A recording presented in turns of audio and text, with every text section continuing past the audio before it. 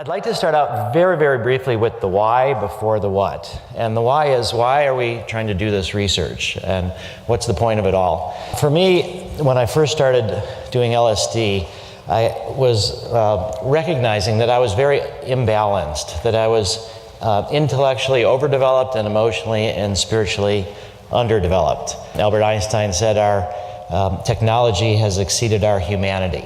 In the 60s, there was something, I believe, to the mystical spiritual experience and people getting involved in social change activism. And this idea was confirmed for me by Robert Mueller, who was the Assistant Secretary General of the United Nations, and he wrote a book about New Genesis, Shaping a Global Spirituality. And the idea was that we really need to have millions, billions of people that identify as being a human on the planet, more so than they identify as being this particular religion, this particular race, this particular country, this particular gender, that we have to have that shared sense. And that's how we will, in this globalized world, learn how to appreciate differences rather than be scared of them. The future of this planet depends a lot on spiritualizing people more, and it happens in all different ways, not only through psychedelics, but psychedelics are one of the ways that works for a lot of people. So I felt at age 18 that this idea of devoting myself to try to bring back psychedelics in a legal context, it was about this larger mission of helping to ground a certain spirituality in the human race. And that's really the point. And how do we get there in a system of prohibition? We get there, one way you could look at it is through freedom of religion, but that's very limited, and then you're stuck with religion. We need individual spirituality as an option. The other aspect of it, it's a human rights issue to cognitive liberty. We'll hear more about it tomorrow, but that doesn't have a lot of currency in political change movements right now, but increasing so. But the other part is medicalization, and I think that if we look at what's happened with attitudes towards legalization of marijuana, it tracks the medical marijuana movement. And exit polling have shown that people who vote for legalization of marijuana, the most important factor is if they know a medical marijuana patient. So I think that the research I'm going to present to you now about our MDMA work, it's in the medical model, but it has a larger goal in mind. It is strategically chosen. And so I think the limited work that we're doing with medicine, the current religion of the world is science in a lot of ways.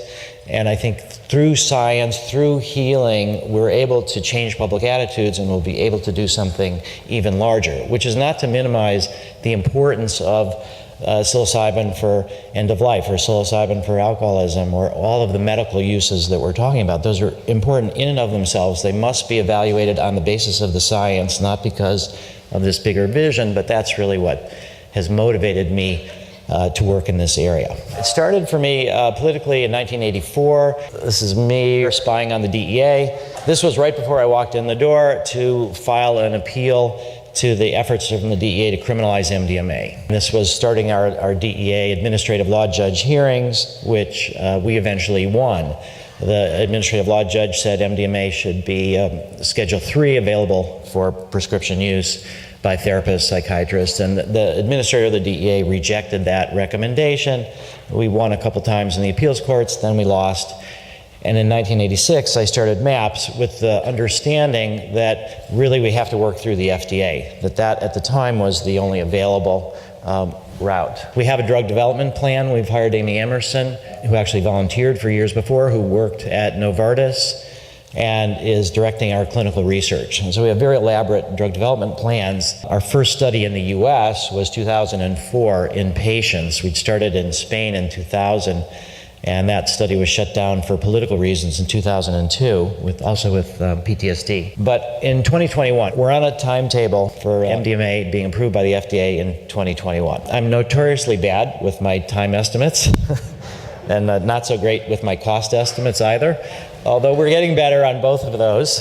But right now it does feel like this is a realistic plan, and the closer you get to the prediction outcomes, the more accurate your estimates become. So I feel like we're in a pretty good place for reaching this. And this is our goal, the prescription sale of MDMA-assisted psychotherapy by 2021. It's only going to be available to therapists who've been trained. I mean, it's not going to be a drug that anybody can prescribe, and so we're going to have our own training programs. Actually, right today, we have a training program that's underway in Charleston, South Carolina. It's got a 7-day program, mostly watching videotapes of actual MDMA therapy sessions. We've got people from England, from Canada, throughout the US that are attending it, and we're planning to train hundreds and hundreds of therapists over time. This is our goal. Network of clinics. I'd like to say in this regard that in 1974 was the first hospice center, and in 2004 there was over 3,500. So we're anticipating a 10, 20, 30-year rollout, and then every community of substantial size in America and also in Europe, we hope, will have a psychedelic treatment center. Not all of them will be ours. We're not trying to monopolize it, but we're just trying to set sort of a standard of care. How can we actually make MDMA into a medicine? What I'm going to be presenting to you now is a summary of efforts over the last 29 years to develop data that we can submit to FDA. So we're on the cusp of this transition from phase 2 to phase 3. At least we think we are. We're not sure if the FDA will agree, but we believe that there's a good chance that they will. So how can any small nonprofit ever manage to make a drug into a medicine? When I started MAPS in 1986, no nonprofit had ever made a drug into a medicine. And in 1999, it happened for the first time with the abortion pill, RU46, controversial drug, and it was by the Population Council, funded by John D. Rockefeller III and the Buffetts and some of the Pritzkers. So the way we can do this, I call this the Aikido Strategy, is that the demonized drugs like LSD, like psilocybin, like marijuana, like MDMA have been the subject of an enormous amount of research by governments looking to evaluate their harms in order to justify criminalization and throwing people in prison for using them. And so we can use all of that energy that has been used to demonize these drugs in order to make them into medicines. There's an enormous base of information on MDMA, on LSD, on psilocybin, on marijuana that we didn't pay for. We estimate right now over $300 million has been spent on research. There's over 5,000 papers in Medline on MDMA or ecstasy. Over 1,100 people have been administered MDMA in clinical settings, only a few more than 100 in our studies. And all of this is in the public domain. So we have an incredible sense of the risk profile. Tens of millions of people have used MDMA in public settings, and not always MDMA is what they're getting, and those are the riskier settings than clinical research. So there's an enormous base of information that we don't need to replicate. And it's building on that we're able to do the clinical studies that we think will be necessary for a modest $22 million more dollars, rather than billions is what you hear the pharmaceutical company talks about what it costs for them to make into a medicine. And then we have a lot of information on mechanism of action as well, how it works. To make a drug into a medicine, the FDA, you have to prove safety and efficacy, but you don't have to have any idea how it works, which is good, because it's complicated to figure out how stuff works. But if there is information about that gives a certain amount of confidence. And that raises a whole other question is, does the information about mechanism of action really impact the therapy? What are the practical implications?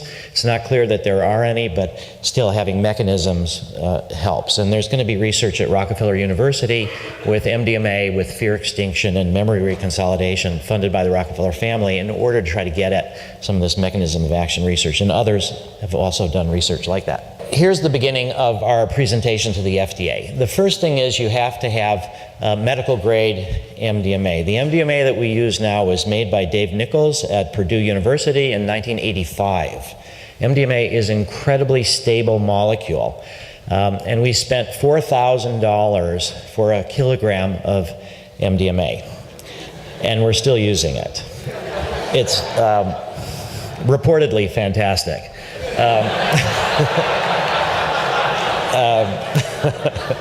So I have not ever tasted it or touched it, or just for the record. But we have now gone to a pharmaceutical manufacturing company in the United Kingdom called Chesson, and this is a picture of their facilities. They're going to make us 1 kilogram of MDMA, medical grade. It's going to be stored there, exported all over the world. It will cost roughly 100 times more than we spent before. But it's got all the proper paperwork, and it'll be accepted by regulatory agencies all over the world. This is the facility also. This means that if we actually make MDMA into a medicine, they can scale up. It's what happens in a post-prohibition world where we want to get pure drugs available to people. So we're starting the relationships now that would facilitate that if we ever get there from a regulatory perspective. We have studies all over the world. The main point here is that our drug development plan is focused on FDA and the European Medicines Agency. We're going to try to get simultaneous approval, cross-submit the data from our phase 3 studies. This is briefly our therapeutic model. It's about 3.5 months long. There are 3 experimental sessions, which are day-long sessions. People spend the night in the treatment center, and it's punctuated by weekly non-drug psychotherapy. And that's what these lines here are, the weekly non-drugs. These are the experimental sessions. The way the study is, we break the blind after the end of 2 sessions. Just because we don't want the placebo people to spend, we don't want them to drop out of the study, we don't want them to spend too much time in non-drug psychotherapy without the MDMA. But the idea here really is that, and that's where we do the data after the end of the blinded at 2 sessions, but then we give the MDMA people a 3rd session, and then we also gather data after that, and then the placebo people, if they want, they can go into the study called stage 2, where it's open label. They all know they're getting MDMA, and we see how well they do. The therapeutic approach is something that is non-directive. We support the emerging experience. We've developed methods based on Stan Grof and others. There is a correlation between the depth of the mystical experience and therapeutic outcomes in the psilocybin work, and we do not see that with MDMA. We are not trying to help people have a mystical experience. We're trying to help people work through whatever it is that's coming up. Their own unconscious is the guide. Their inner healer brings up whatever they need to deal with. We don't steer it towards having a mystical experience. And for what we're starting to understand in terms of memory reconsolidation is that it's not necessary to have this mystical experience. You can be grounded in your biography, but be less fearful and get over PTSD. So it's a non-directive approach. We've developed a treatment manual. We have adherence raters. There's teams that watch the videotapes of the therapy sessions in order to give feedback to the therapists about how they're doing connected to the treatment manual. We're not saying that this is the only treatment that works. It's just our sense of how to maximize the outcomes. And it's available on our website for free. All of this is nonprofit drug development in the open. Everything's open source. After this end of phase 2, when we present to FDA, we will have treated around 105 people. There's 2 different ways to analyze data. One is whoever finishes your study. And there's usually a group of people that drop out, but they didn't get all your treatments. But intent to treat means that you analyze everybody even if they dropped out during the middle of the study. And that's a more conservative way to do the data. That's the way the FDA wants to see it, so that's the way we're working on it. And so we will have roughly 105 people. Hefter will have similar numbers for their psilocybin for end of life from NYU and Johns Hopkins and UCLA. And so we believe that this is enough for us. We've learned a lot in phase 2. And the first part now that you present to FDA is going to be about safety. Now, the concern is about MDMA that causes serotonergic neurotoxicity, causes holes in the brain. This is what people have been saying, or that it's very toxic. And yet the functional consequences that have been discussed in the literature have centered around neurocognitive performance. Supposedly, heavy ecstasy users do poorer on neurocognitive tests. We've done neurocognitive tests on 2 different studies of ours to replicate it with 2 different treatment groups, 2 different raters, and we find no evidence whatsoever of any decline. And this is only after 2 sessions. The blue bar is the before, and then the reddish bar on the right is after the treatment. There's no evidence of neurocognitive performance problems, and there's no evidence of this.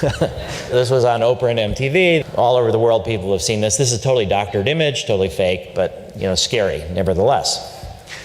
So this we don't worry about. This is temperature. One of the worst things that happens to people when they take MDMA is they dance all night, they overheat, and they die. It's very, very rare. It's 1 in multiple millions of people that this happens to, but it does happen.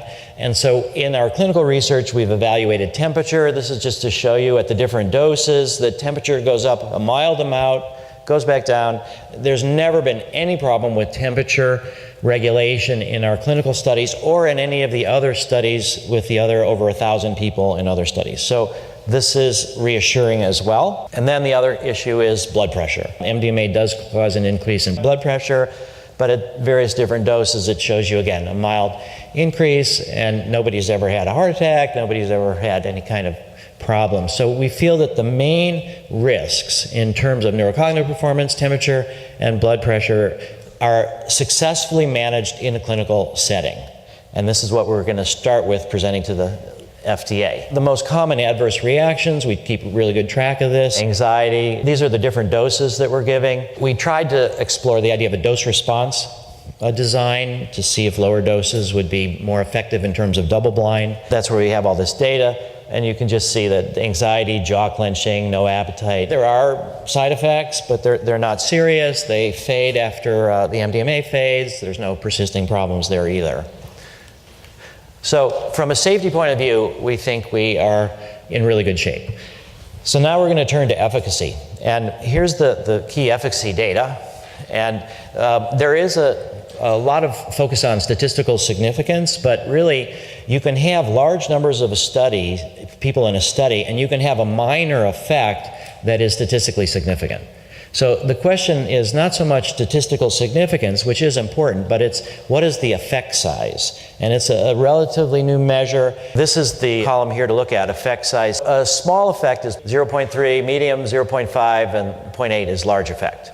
What we're showing here in all of our different studies, our international series of phase 2 pilot studies, is that we're getting a medium to large effect size. One of the things that pharmaceutical companies do that I didn't pick up on until recently is that they hire senior retired FDA officials as consultants.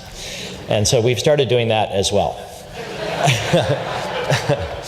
Because there are good people at the FDA, and they do see that our effect sizes are large. And so what one of our consultants has said is that these results are almost too good to be true.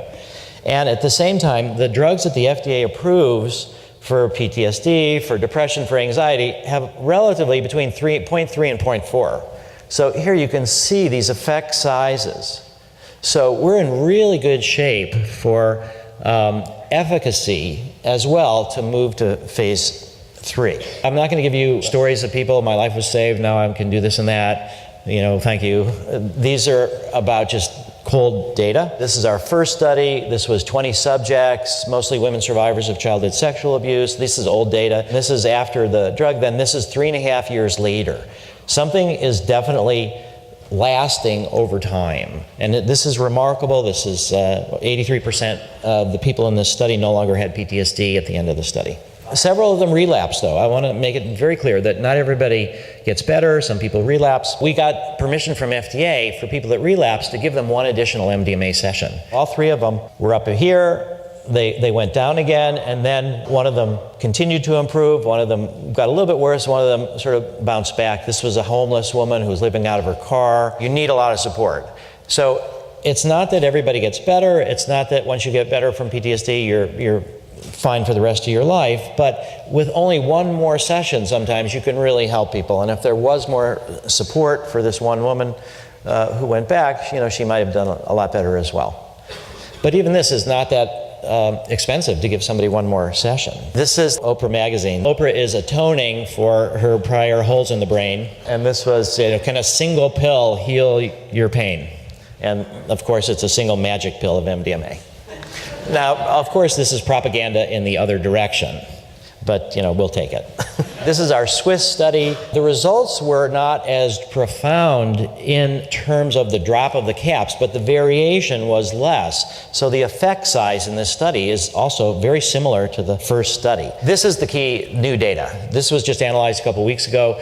We're doing a study in 24 veterans, firefighters, and police officers. When we started the study, we didn't think we'd get any firefighters and police officers. That was just for political purposes, for symbolism, to put it in the title, to communicate that this is to be mainstream. This is for the first responders. This is not just for veterans. And in the end, we ended up getting 3 firefighters and 1 police officer with work-related trauma. And if we can get over prohibition, we'll have a lot more of a healthy relationship with the police and a lot more compassion for them. The comparator is 30 milligrams. The decline that we got in the first study with the inactive placebo was larger than this decline. And so what we're seeing is that the low doses of MDMA have an anti-therapeutic effect. They make people anxious. They're there to talk about their trauma. Their fear is not really reduced. They feel really uncomfortable, and a bunch of people drop out of the study. What's really surprising to us is that this drop here, both of these are statistically significant from this one, but this is the full dose, the 125. This is the 75 milligrams. So the medium dose that we thought would not be very effective turns out to be, at least in this small sample, more effective than the larger dose. And again, that relates to this question about, do you need a mystical experience? If people stay in their biography, are they really maybe more likely to heal from biographical traumatic incidences? But this is tremendous results. And the Zoloft and Paxil, which are the only drugs approved by FDA for PTSD, they, in the studies that were done with them, some of them, they didn't work in men at all. They only worked in women. So this is mostly male combat-related PTSD or trauma from fighting a fire where people were killed. We also have studied depression. People that have PTSD also have a lot of depression. This just goes to show that depression goes down as well. It turns out that the 125, the large group, started out higher on the depression than the 75 milligrams. So that may explain some of the reasons why 75 did better, because people weren't as depressed. Depression is not our primary outcome measure, but it does comorbid with PTSD a lot of the time. And this is the kind of public support that we're getting. This is the highest ranking psychiatrist in the military. She's no longer in the military, Lori Sutton. She called me out of the blue from the Pentagon after she saw some of our results. This is political science in the sense that we're carefully choosing who we treat to try to reach a mainstream to get over the trauma of the 60s. This is our Boulder study. This again is a 40 milligrams is our comparator, and this is 100 and 125. The 100 is doing a little bit better than the 125, but both of these are, again, statistically and clinically significant. This is just preliminary data. We're not done with this study yet. And then our Israeli study, all the lines that go down are the people that got MDMA. This is only 4 subjects. The straight line there, comparator, that's the 25 milligrams. So then it further reinforces this idea that the low doses don't seem to really be helpful that much and have this anti-therapeutic effect. Then this was the Israeli, this was 2005. This was the first image ever in the media of MDMA being portrayed as something helpful. This is only a few years after the Holt in the brain. And we have a Canadian study. This is the October issue of the Canadian Medical Association Journal, and look what's on the cover. Psychiatry is opening up to psychedelic psychotherapy. What we've learned is that we've established safety in clinical settings, that the efficacy is medium to large, that the cause of the PTSD is irrelevant. Whether it's war-related PTSD, childhood sexual abuse, workplace accident, car crashes, anything like that, that's all irrelevant. And the double-blind design doesn't work in the dose response, but it will work with an inactive placebo. That's the way that we've been advised now to approach the FDA, that everybody gets the therapy. Some people get an inactive MDMA, some people get the whatever our active dose is, and the key part is the independent raters. Here's what we're proposing for phase 3, which is therapy with inactive placebo. We're going to use 3 MDMA sessions instead of 2. It adds millions of dollars, but we feel that a lot of people do need the 3rd session, and also having this 2nd session not be the first or last, people can go much deeper. And they can know they don't have to resolve all their issues because there'll be another opportunity if they need it. And we are probably going to start out the first session with the 75 milligrams and then leave as an option a discussion between the patients and the therapist whether to go up to the 125 or in the second session, and then they could go back down or stay there at the third session. So there's a little bit of customization of the dosing, and that's what we're going to propose. And then supplemental doses are half the initial dose we give at around 2 hours, and that's to extend the plateau so that it's an 8-hour session. And sometimes people want them, sometimes people don't, so they're also optional. So that's basically what we're going to be proposing at our end of phase 2 meeting, and I think that by early 2017 our plan is to start work on phase 3. We're guessing roughly $22 million for 400 subjects. One of our board of directors, who was a software brilliant guy, died and left us $5.3 million, which we're reserving for phase 3. Dr. Bronner's, David Bronner is the grandson of the founder of Dr. Bronner's soaps. He has the idealism of his grandfather, but the grounded nature that his grandfather didn't have. His grandfather was severely traumatized by the Holocaust and driven slightly insane. But he's promised $1 million a year for 5 years from Dr. Bronner, starting in 2017. The reason is because in 2016, he wants to put money to legalize marijuana in a bunch of state initiatives. And then we have an anonymous $1 billion pledge after we've completed the end of phase 2 meetings with FDA from another person from the tech industry. So we're roughly halfway there. It seems achievable. And so I think we're at this realistic place where the idea of moving psychedelic-assisted psychotherapy through the FDA is not a crazy idea. I believe we have the opportunity for the first time in 50 years to really move and mainstream psychedelics into our culture. Thank you. Thank you.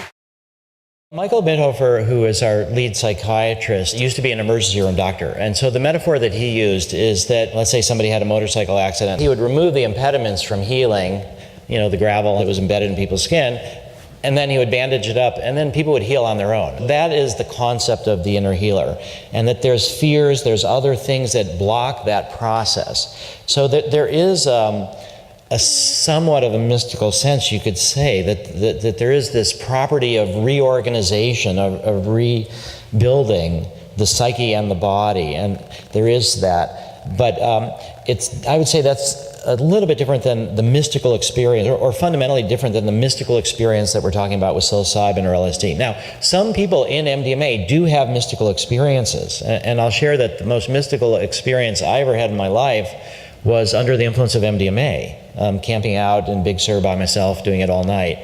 And it was, profound. So there are people that do have this mystical experience, but we're not consciously steering it. And when Michael Bogenschutz talked about the psychedelic model that was developed in Saskatchewan, it was about trying to facilitate the mystical experience. And so that's the difference, is that if it comes, we're not going to say no. And in fact, there's a measure that we use that's called post-traumatic growth inventory. When you almost die, or you have a horrible experience happen, or you get cancer and you survive, that people reevaluate what their purpose in life is and how they relate with their loved ones. And so you can grow from trauma as well. So we do find that those people that have had the mystical experience seem to score higher on the post-traumatic growth inventory and get better in other ways. But to make a drug into a medicine, we're looking just at the CAPS, the clinician-administered PTSD scale. We limit our studies to people who are 18 or over. A mother, actually, her daughter had been brutally raped and was mute. And she was only 16, and she wanted to be in our study. And so we went to the FDA and said, would you give us an exception to enroll this person in our research? And they said no. They said you have to complete studies in adults before you can start doing work in pediatric populations. You hear a lot of those people that are sort of still pro-drug war, that we have to protect teenagers' brains, that they're changing all the time, and therefore we need to protect them from substances. But for a teenager that's depressed or traumatized, their brain is not working right. And I think if you can help them at an early age, it's easier to help them at an early age to wait for years while they sort of reinforce their depression or their trauma. So I think we can make a very good case that we should be able to work in pediatric populations. The other point that I didn't have time to mention is that there's the possibility of what's called data exclusivity. The FDA says for drugs that are off patent, like MDMA, that or there's no use patents, that whatever the sponsor is, if this is Hefter for psilocybin or MAPS for MDMA, nobody can use your data for 5 years to market a generic. But if you do studies in pediatric populations, you get an extra 6 months. So we're definitely planning to do pediatric populations as soon as we can.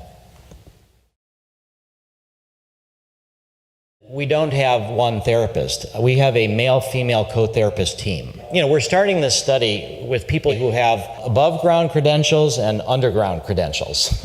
And as we're moving to mainstream this, there's going to be a lot of people, like particularly therapists that work with the Veterans Administration, that don't have a psychedelic background. So we went to the FDA and we said that we want to develop a legal protocol because it's a controlled substance. The only way you can get it legally is in the context of a protocol. We would like to be able to give MDMA as training for our therapists. And the FDA said, well, we can't do that.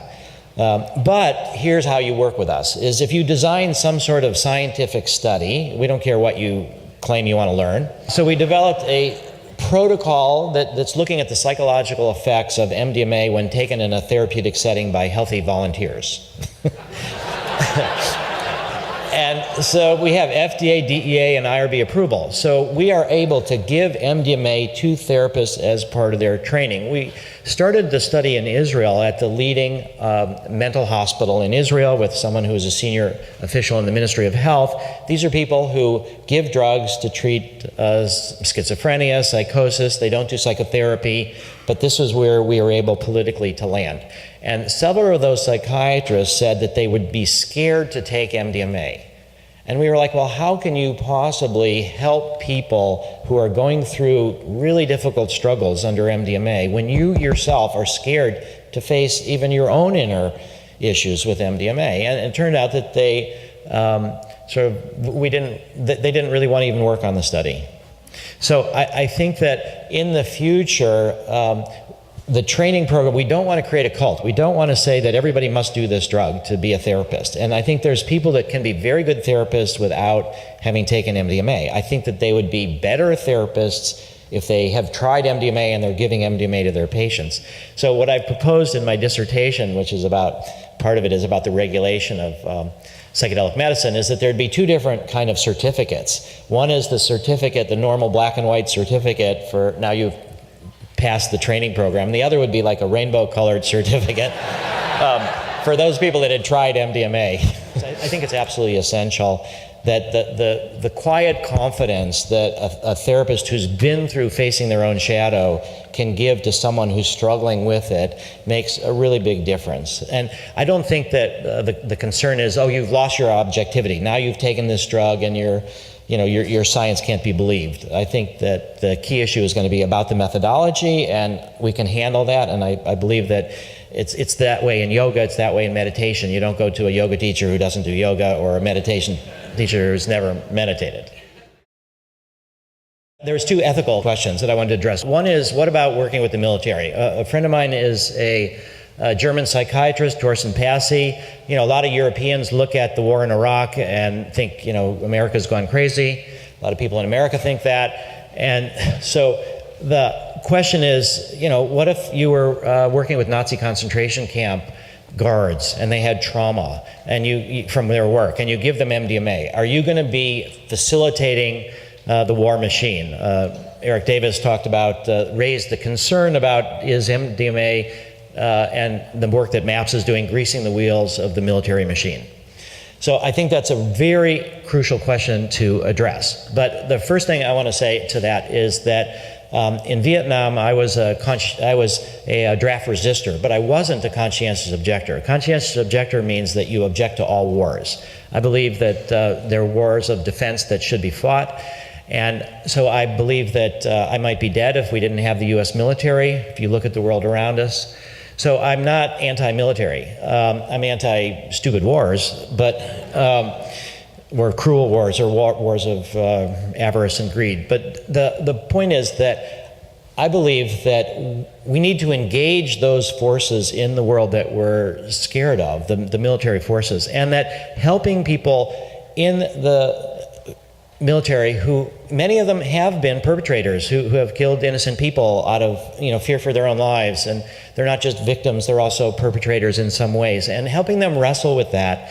What we've seen is it doesn't make people gung-ho, let me go back, I can kill more people because now I know I can, if I feel bad about it, I'll just take MDMA. I don't think that's the worry. I don't think that's happening. And I also think that any kind of doctor that works with the military, it's the same thing. You patch somebody up, So I think that trying to bring healing and emotional sensitivity to the military is, and not so much an anti-war, but it's a healing. It's bringing the healing to people who have, and trying to help people mediate emotional conflicts without resorting to violence. So I feel comfortable about our work with the military, but I just wanted to raise that as a legitimate moral issue. And then the other one is, what do we say about the drug war? And I feel like there was a good example. A friend of mine is worked in Congress for the Black Congressional Caucus, and what we were talking about is a crucial moment when Martin Luther King was trying to decide whether he speaks out about Vietnam, and people said, you're supposed to be just talking about civil rights, and now there's a bunch of people that are pro-Vietnam. You start talking about that, you're going to lose people. The concern here is if we start saying, hey, what about this war on drugs? Why are we doing it? That would take people away from our science. And so I think one of the most courageous things that Martin Luther King did was he decided to speak out about the Vietnam War and showed the connections between that and civil rights, who's fighting in Vietnam. So I feel like the overall context of working within a prohibition system, that it's okay for us to acknowledge, not only is it okay, but there's kind of a moral imperative, I think, to note it. But when we go to the FDA and say, we want to make MDMA into a medicine because this is a stupid drug war and we want you to, help us, that's not what we're doing. What we're saying is that we're sharing with you our overall perspective, which many people might think is bias.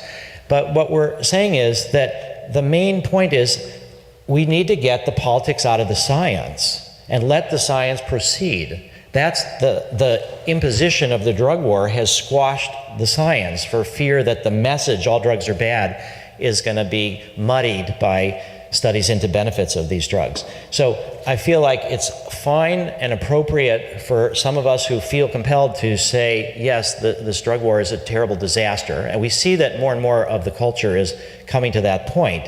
But it must end with, you need to evaluate the science, and we're going to do the science as methodologically rigorous as we can to avoid bias, and that's how you should look at our data, not whether we're pro or anti the drug war. So those are the two kind of strategic issues that we've wrestled with for the whole history of MAPS, and that's where I've come out on both of those. Thank you, Rick. Thank you. Thank you.